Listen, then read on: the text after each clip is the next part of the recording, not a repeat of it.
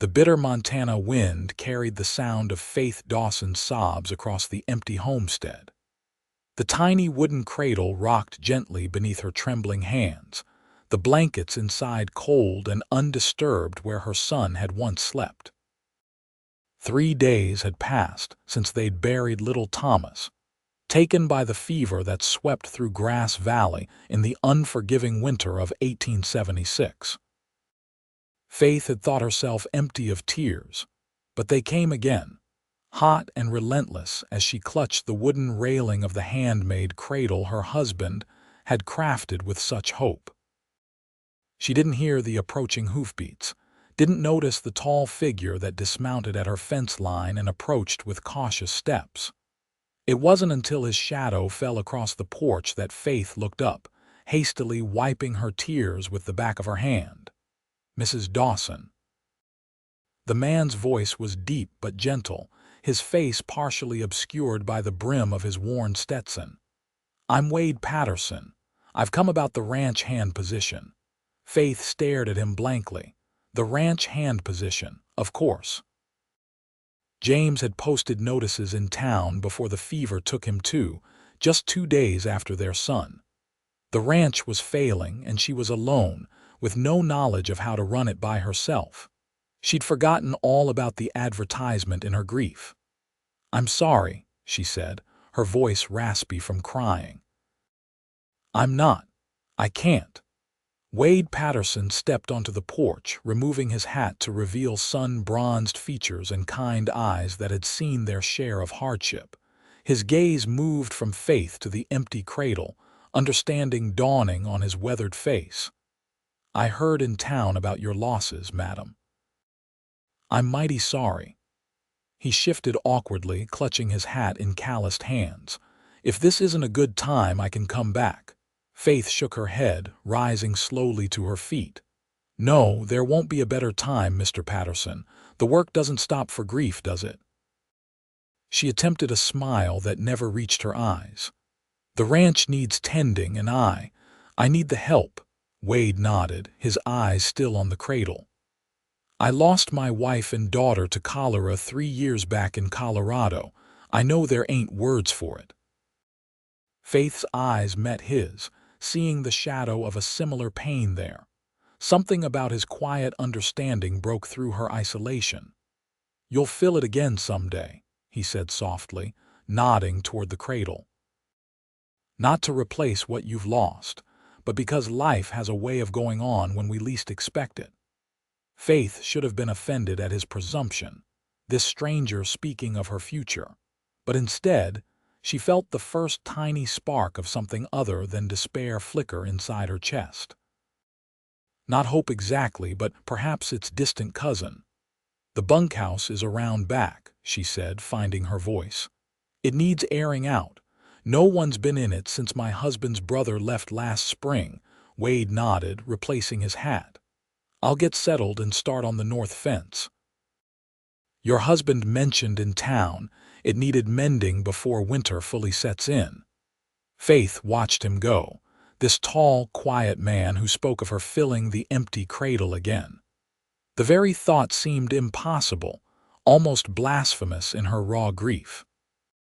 Yet as she turned back to the cabin, she left the cradle on the porch instead of bringing it inside, as she had done these past terrible days.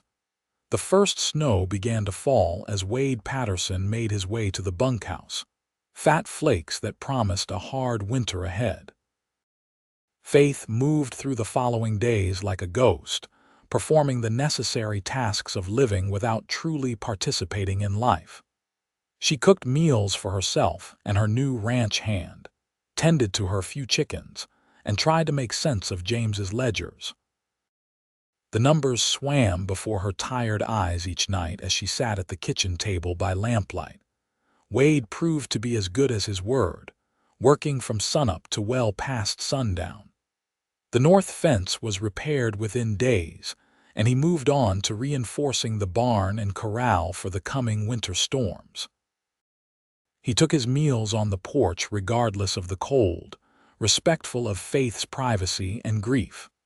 On the 7th day, Faith found herself watching him from the kitchen window as he chopped firewood, his breath clouding in the frigid air.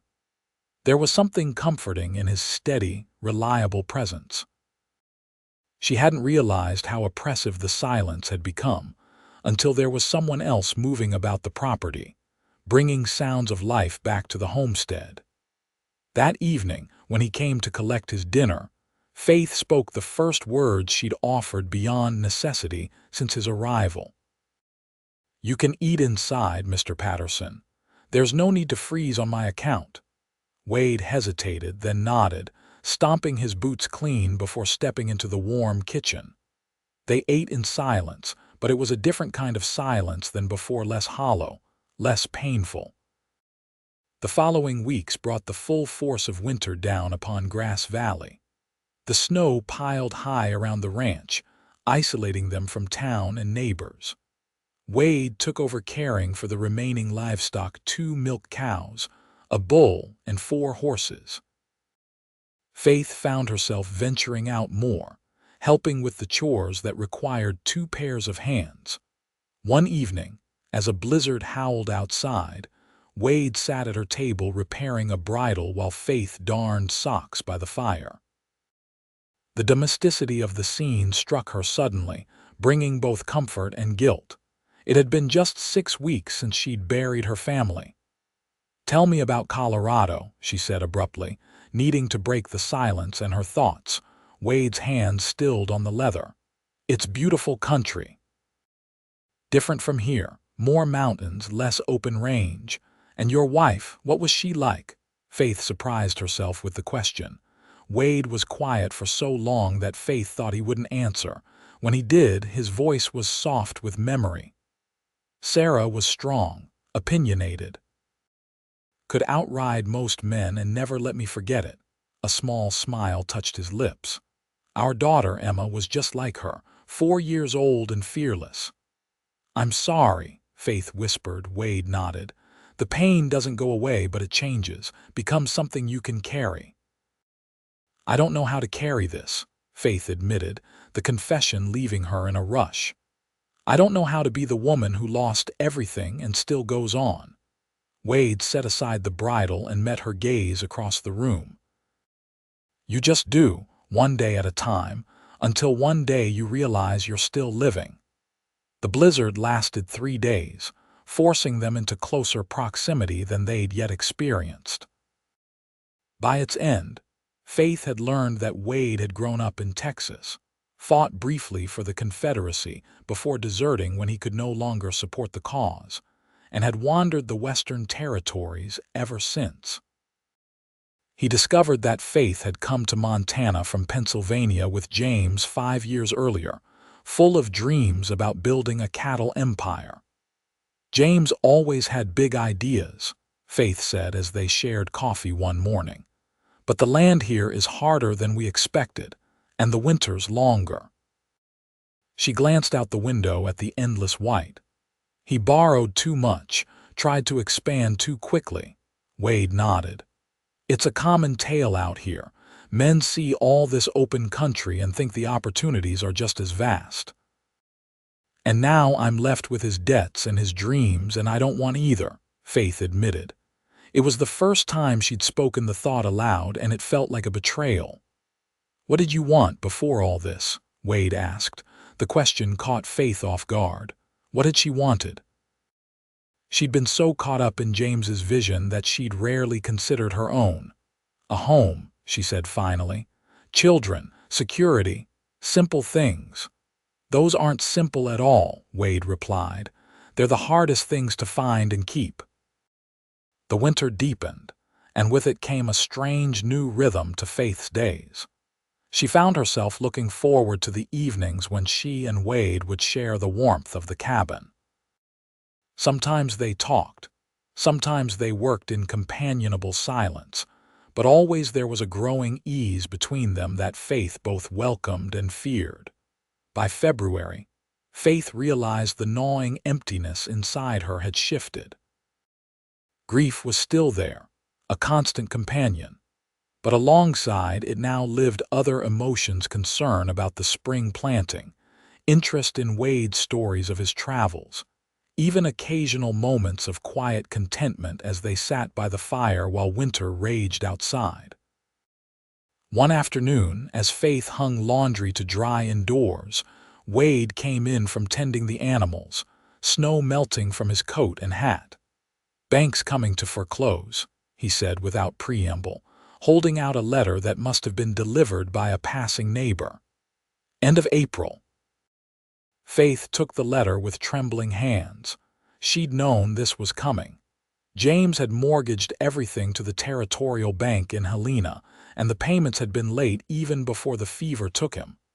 "I can't keep it," she said, a strange calmness settling over her. "I never could." "You could," Wade said, surprising her. "It would take work and changes to how things are done, but this land is good. It just needs the right approach." Faith looked at him, really looked at him for perhaps the first time. "Why do you care what happens to this place? To me?"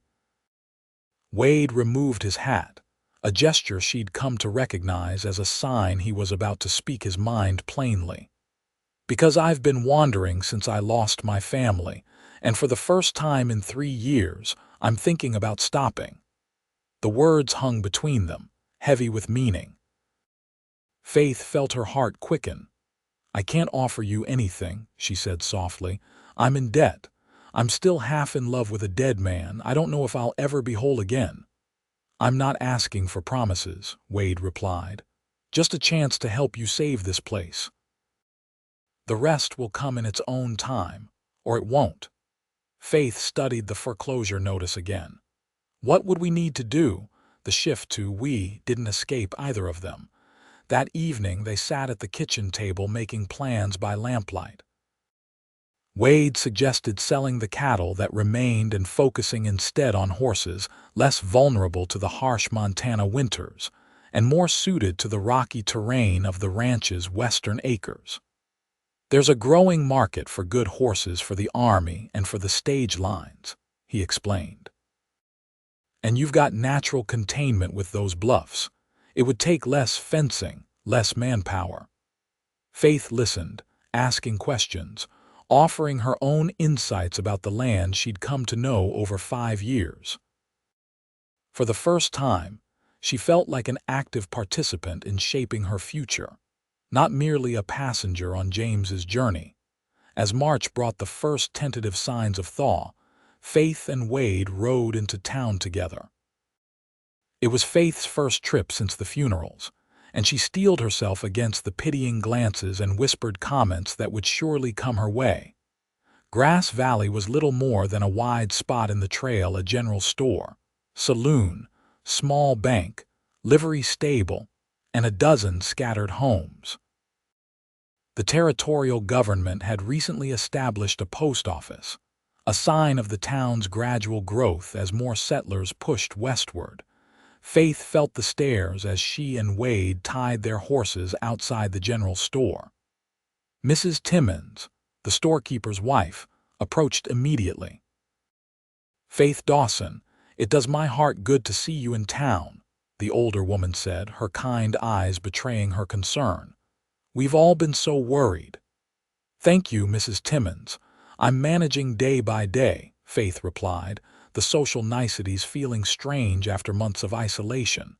Mrs. Timmons's gaze shifted to Wade, curiosity evident. "And your helper is treating you well." The implication was clear, and Faith felt heat rise to her cheeks. "Mr. Patterson has been indispensable in keeping the ranch running through winter," she said firmly. Mrs. Timmons nodded, clearly unconvinced but unwilling to press further. "Well, you come see me if you need anything at all." "Anything," she emphasized. Inside the store, Faith could feel the weight of judgment as she and Wade gathered supplies. A widow living alone with a single man was fodder for gossip in a place like Grass Valley, regardless of the practical necessity. "Don't mind them," Wade murmured as they paid for their purchases. "Small towns run on talk." "It wasn't like this when James was alive," Faith said as they loaded their supplies. "I was just the rancher's wife then. Now I'm something else, a problem to solve, a subject for pity or judgment, or a woman making her own way, Wade suggested. That scares folks more than anything. Their next stop was the local bank, where Faith intended to discuss terms for delaying the foreclosure. The banker, Mr. Hollister, was a thin, nervous man who had always deferred to James in previous dealings. "Mrs. Dawson," he said, adjusting his spectacles. "I was very sorry to hear about your losses. Most unfortunate timing with the loan situation as it is."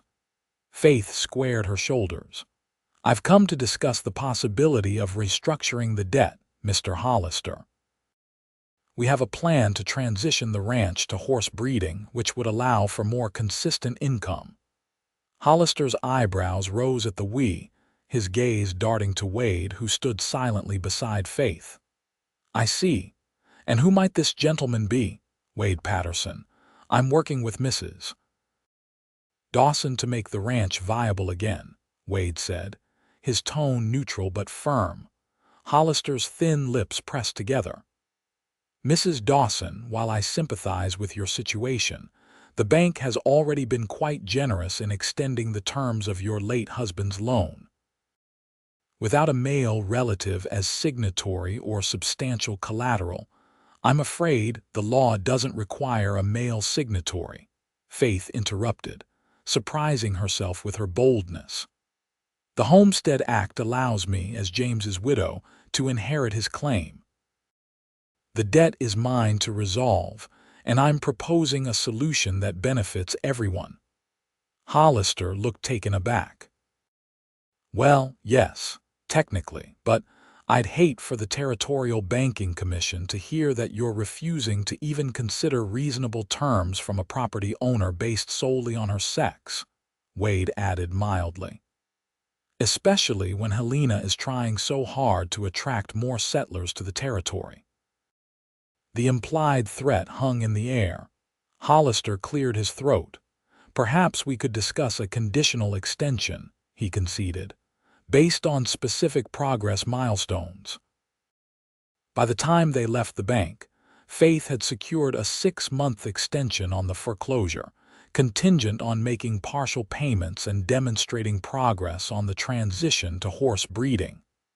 "That was remarkable," Faith said as they mounted their horses. "I've never seen Hollister back down so quickly," Wade smiled. "You did all the hard work, I just provided the leverage." "We make a good team," Faith said, then flushed at the implication. Wade's eyes held hers for a moment longer than necessary. "Yes, we do." The ride back to the ranch was quiet, each lost in their own thoughts. Faith found herself studying Wade's profile as he rode beside her. When had this man, initially just a means of survival, become something more? And what exactly was that more taking shape between them? Spring came to Montana in fits and starts warm, promising days followed by bitter reminders that winter wasn't finished yet. Faith and Wade worked from dawn till dusk implementing their plans. They sold most of the remaining cattle to a buyer from Idaho, keeping only the milk cows for the ranch's use. With the money, they purchased 6 good mares, already in foal, from a breeder in Bozeman. Wade built new paddocks using the natural bluff as one boundary, saving precious lumber and labor. Faith planted a larger kitchen garden than in previous years, determined to make the ranch more self-sufficient. The days were exhausting but purposeful. One evening in late April, as they sat on the porch watching the sunset paint the mountains gold and purple, Faith found herself thinking of the empty cradle she'd stored in the barn loft, unable to bear its presence but unwilling to part with it entirely. "You ever wonder if it's disloyal?" she asked suddenly. "To keep living when they can't." Wade was quiet for a long moment. "I think it would be disloyal not to," he finally said. "Sarah always said life was meant to be lived fully. She'd have been furious if I'd wasted mine grieving forever." Faith smiled slightly. "James was like that too. Always looking ahead to the next opportunity, the next adventure. She sighed. I was more cautious, always worrying, always preparing for troubles that might come. And then the trouble came anyway, Wade said softly. Faith nodded. And nothing I worried about or prepared for mattered in the end.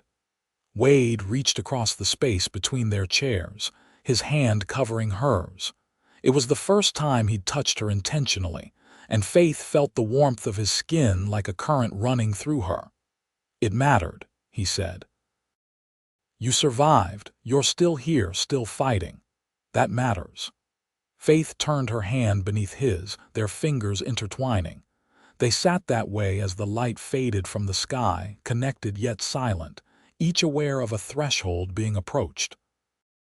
May brought reliable warmth and the arrival of the first foal, a sturdy colt with a white blaze down his face.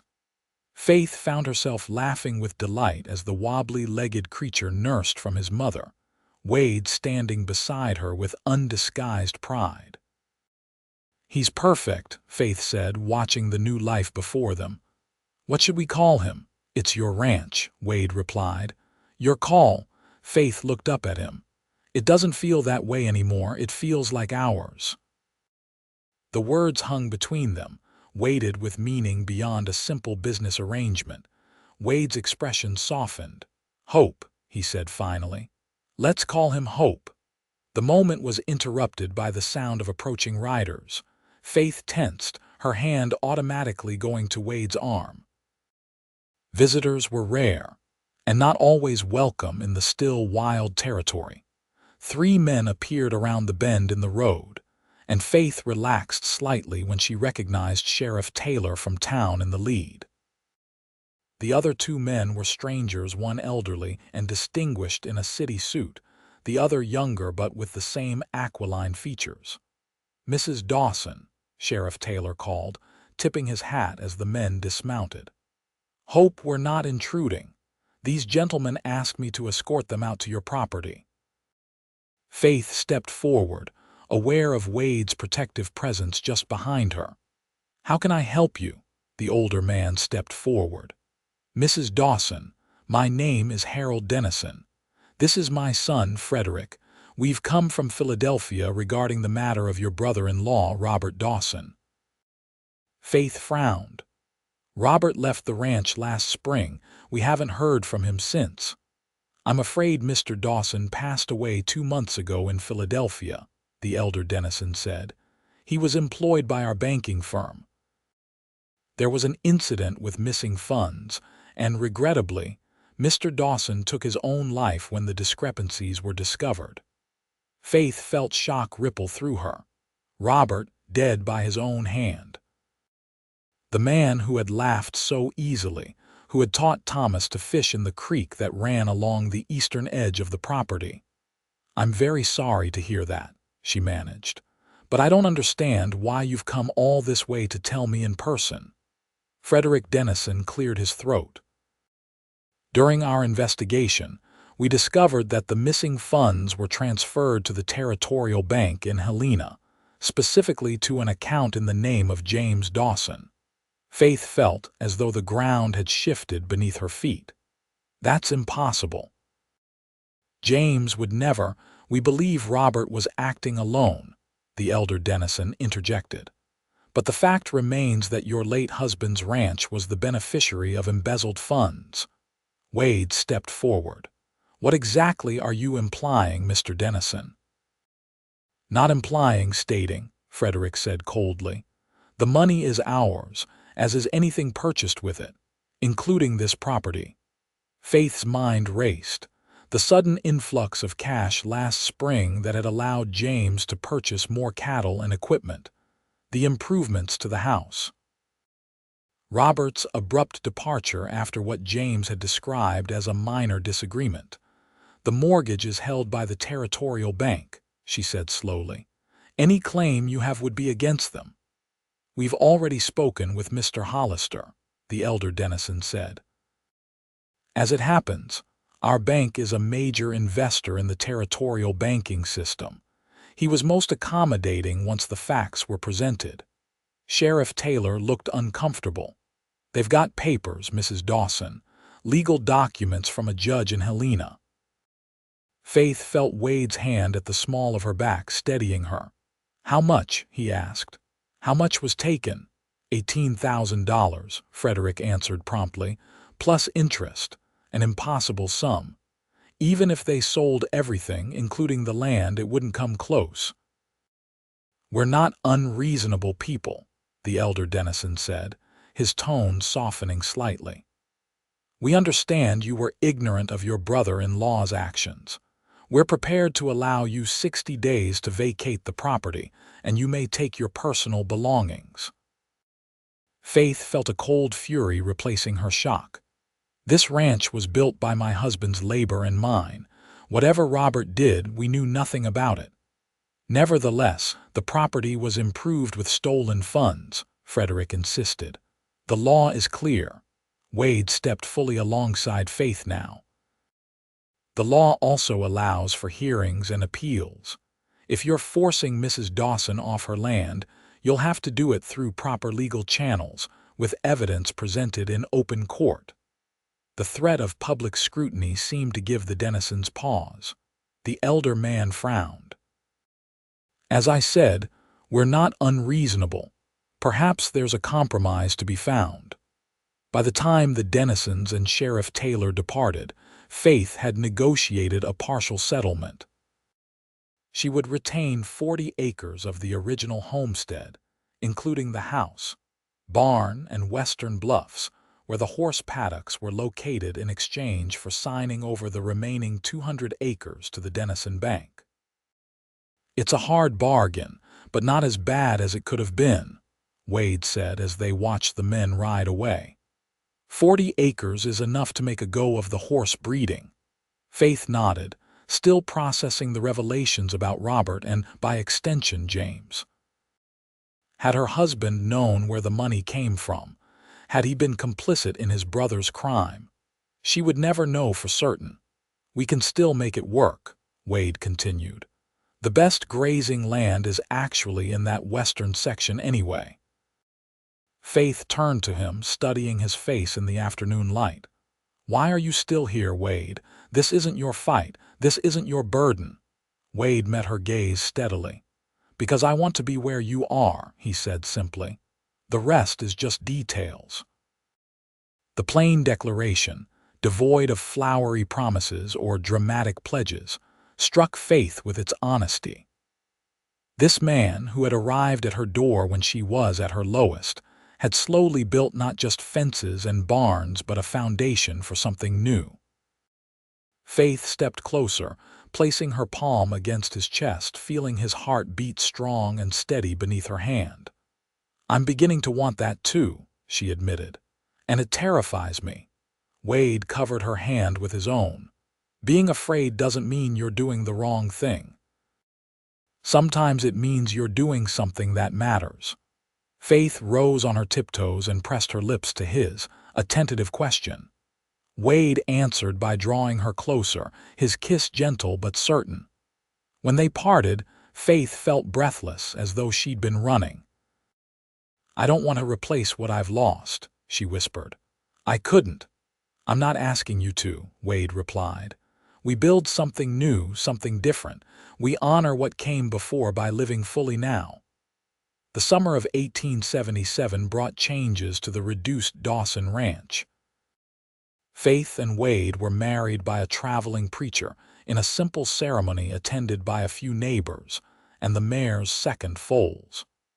The stigma of their unmarried living arrangement had been a practical consideration, but Faith found she wanted the commitment for deeper reasons.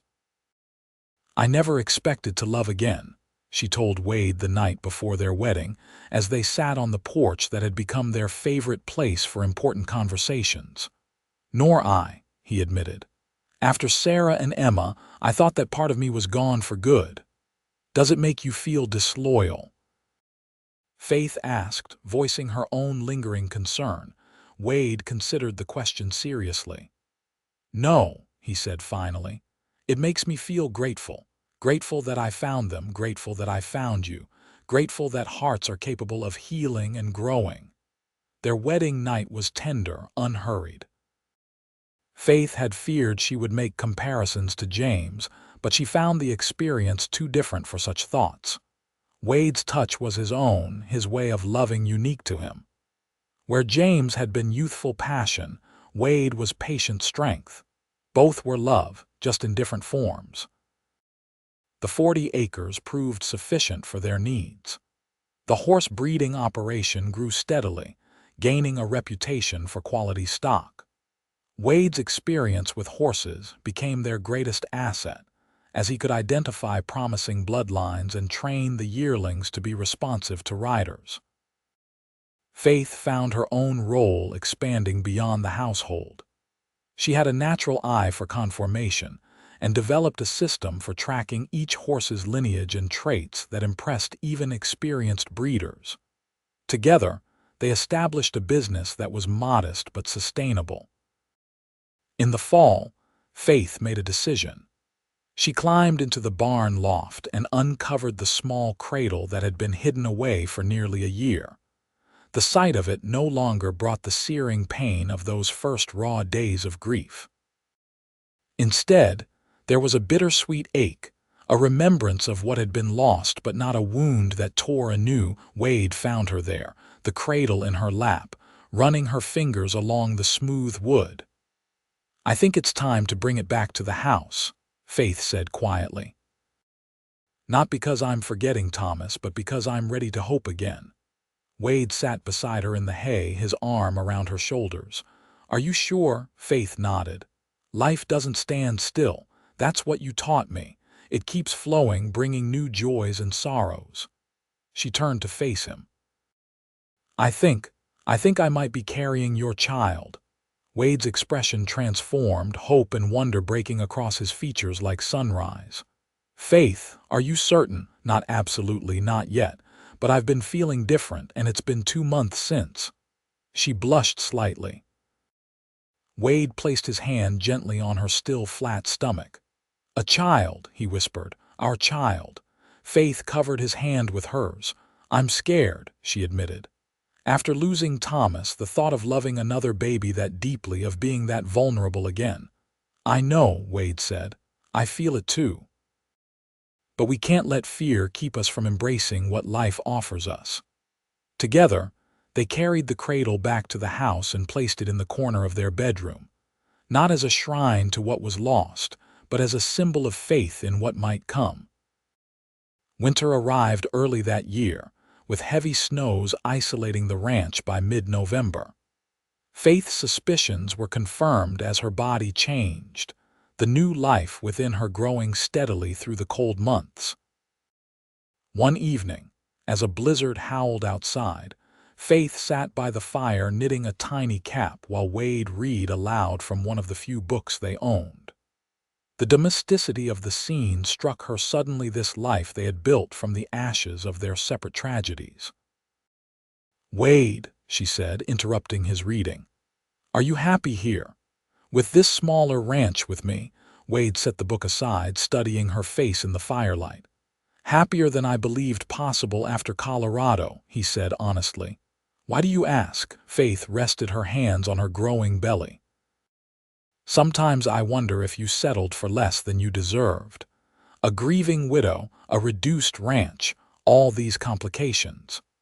Wade moved to kneel before her chair, taking her hands in his. "Faith Patterson," he said, using her married name deliberately, "there was nothing settling about choosing you. You are the bravest person I know, rebuilding your life when it would have been easier to give up. You're the strongest, the most determined." He smiled softly. "And you're carrying our child, the greatest gift I could imagine." Faith felt tears spring to her eyes, not the desperate tears of grief she had shed by the empty cradle, but tears of fullness, of a heart so complete it overflowed. "I love you," she said, words she had been feeling for months but had hesitated to speak aloud. "Not instead of James, not as a replacement, but wholly and completely for yourself." Wade's eyes shone in the firelight. "And I love you, not instead of Sarah, but in addition to that love." Our hearts expanded to make room for more. Their child, a son they named William, was born on a clear April morning in 1878, strong and healthy with a lusty cry that echoed through the ranch house. As Faith held him to her breast, Wade sitting beside them on the bed, she felt the circle of their lives completing. "He has your eyes," Wade said, gently touching the baby's downy head. "And your chin," Faith replied, tracing the already stubborn set of their son's small jaw. The cradle, which had stood empty for so long, now held their sleeping child each night. Sometimes Faith would watch William sleeping there and feel a momentary pang of remembrance for Thomas. But increasingly, the cradle became associated with this new life, this second chance at family and happiness. Spring brought more foals, summer a bountiful garden, and autumn a visit from Faith's sister from Pennsylvania, who had finally saved enough for the journey west. The ranch prospered in its modest way, never becoming the empire James had dreamed of, but providing well for the growing Patterson family. In 1880, their daughter Rebecca joined the family, followed 2 years later by another son, Joseph. The house that had once echoed with Faith's lonely grief now rang with children's laughter and the everyday sounds of a busy family.